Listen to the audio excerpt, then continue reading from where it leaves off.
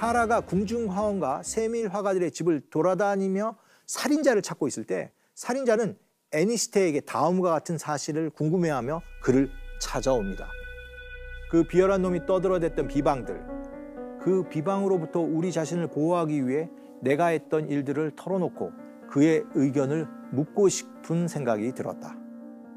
엘레강스가 했던 말, 우리가 그린 그림들이 술탄의 총애를 악용하고 우리의 그림의 전통적인 화풍을 배반하고 우리의 종교를 비방하고 있다는 말이 맞습니까?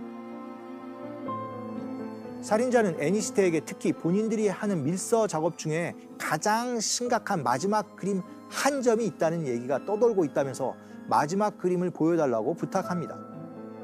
그 그림에서는 무신론적인 내용을 암시적으로 묘사한 것이 아니라 아예 드러내놓고 우리 종교를 모독했다고 말하죠. 하지만 애니스테는 그 그림을 보여줄 생각이 없었습니다. 애니스테와 살인자 사이에 좀처럼 그림에 대한 견해가 차이가 좁혀지지 않았던 건데요. 이에 흥분한 살인자는 들고 있던 물감병을 애니스테의 머리에 내리쳐 그를 살해합니다. 살인을 저지른 뒤 그는 집안을 샅샅이 뒤져 술탄의 마지막 장 그림을 찾고는 곧 그림과 함께 사라집니다. 밀서를 작업하고 있던 사람들이 줄줄이 죽자 이에 진노한 술탄은 살인범을 3일 안에 찾으라 카라와 화원장 오스만에게 명령합니다.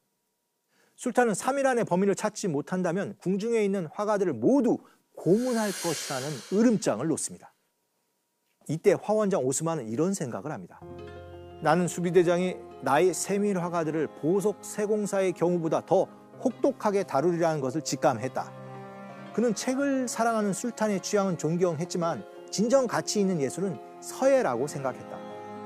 많은 사람들이 그렇게 생각하듯 그 또한 모든 장식 예술, 그 중에서도 특히 세밀화는 종교를 부정하는 경계에 있는 그 무엇, 벌을 내려야 할 불필요한 것이자 여성스러운 것으로 여기고 무시했다. 이 생각만 봐도 이슬람 신앙에서는 화가들이 썩 환영받지는 못했습니다. 실제로 예언자 무하마드의 언행록인 하디스에서도 그림을 그리는 자는 최후 심판의 날에 정죄를 받을 것이다 는 기록이 있습니다. 이러한 사실들을 종합해보면 이슬람 신앙에서 미술의 위치가 매우 낮다는 것을 알 수 있죠. 불행 중 다행인지 죽은 엘레강스의 호주머니에서 범인의 것으로 추정된 종이 한 장이 발견됩니다. 물에 젖어 물감이 번져 흐릿하게 보이지만 그 안에는 말 그림이 그려져 있었습니다. 종이를 발견한 엘레강스의 부인은 남편은 몇 년 동안 금박 입히는 일만 했으며 누구도 말을 그리라고 한 적은 없다 전합니다. 화원장 오스만은 증거인 말 그림을 건네받고는 카라에게 다음과 같은 방법으로 범인을 색출할 수 있다 말합니다. 현명한 세밀화가는 실제로 말을 보면서 그리지 않거든. 나의 세밀 화가들은 당연히 기억에 있는 그대로 기계적으로 말을 그리지. 대상을 외워서 그리는 선조들이 남기는 비밀스러운 서명은 그 화가만의 고유한 손의 속도와 기회에 따라 시녀 방법으로 찾을 수밖에 없다는 것을. 여기서 시녀 방법은 원래 작품 진위를 판명할 때 많이 쓰는 방법입니다.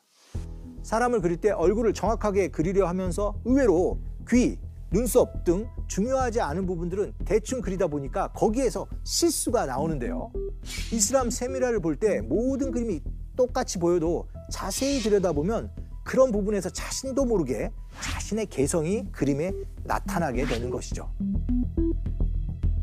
돋보기로 찬찬히 말 그림을 살펴본 오스만은 코 그림이 이상하다는 걸 느낍니다. 코 그림에서 자신도 모르게 범인의 개성이 나타난 것입니다. 카라와 오스만은 즉시 용의자인 세밀화가들이 최근에 화원에서 그린 말 그림을 비교하면서 범인 그림과 비슷한 그림이 있는지 찾는 데 시간을 보내게 됩니다. 그리고 용의자인 나비, 황새, 올리브에게도 사람을 보내 말 그림을 그리도록 명령을 내립니다.